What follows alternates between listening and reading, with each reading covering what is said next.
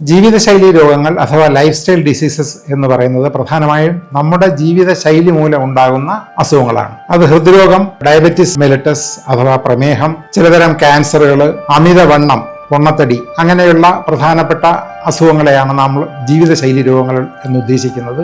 നാം തന്നെ വരുത്തി വയ്ക്കുന്ന ചില ദുശീലങ്ങൾ കാരണമാണ് ഈ ലൈഫ് സ്റ്റൈൽ ഡിസീസസ് ഉണ്ടാകുന്നത്. ഉദാഹരണത്തിന്, നാം പുകവലി ഉപേക്ഷിക്കുകയാണെങ്കിൽ പലതരം ഹൃദ്രോഗവും പലതരം ക്യാൻസറിനെയും നമുക്ക് ഒഴിവാക്കാൻ പറ്റും. അതേപോലെ അത്യാവശ്യം വ്യായാമം ചെയ്യുകയാണെങ്കിൽ ഫിസിക്കൽ ഇനാക്ടിവിറ്റി മൂലം ഉണ്ടാകുന്ന പൊണ്ണത്തടിയും ഹൃദ്രോഗവും പക്ഷാഘാതവും ഒക്കെ കുറയ്ക്കാൻ സാധിക്കും. അമിതമായ മദ്യപാനം മൂലം നമുക്ക് കരളിനും മറ്റും ഉണ്ടാകുന്ന ഫാറ്റി ലിവർ ഡിസീസ്, സിറോസിസ് എന്നിവ ഒഴിവാക്കാൻ അമിതമായ മദ്യപാനം നിർത്തുന്നതും അത് ഒഴിവാക്കുന്നതും നന്നായിരിക്കും. അതേപോലെ ആഹാരക്രമത്തിലുള്ള ഒരു വ്യതിയാനം, കൂടുതൽ കൊഴുപ്പ് ഉപയോഗിക്കുക, പച്ചക്കറികളും ഇലക്കറികളും ഒട്ടും കഴിക്കാതിരിക്കുക, അങ്ങനെയുള്ള ഒരു ജീവിതശൈലി തുടരുന്ന ആളുകൾക്ക് പൊണ്ണത്തടി ഉണ്ടാകാനും അതുമൂലം ഹൃദ്രോഗവും രക്താതിമർദ്ദവും ഡയബറ്റിസും ഉണ്ടാകാനുള്ള ചാൻസും കൂടുതലാണ്. പിന്നെ മാനസിക പ്രശ്നങ്ങൾ മൂലം ഡിപ്രഷൻ, ആങ്സൈറ്റി, സ്ട്രെസ് തുടരെ അനുഭവിക്കുന്ന ആളുകളിൽ പെപ്റ്റിക് അൾസർ, വയറ്റിനകത്ത് ചെറിയ അൾസർ വരികയും അത് ക്രമേണ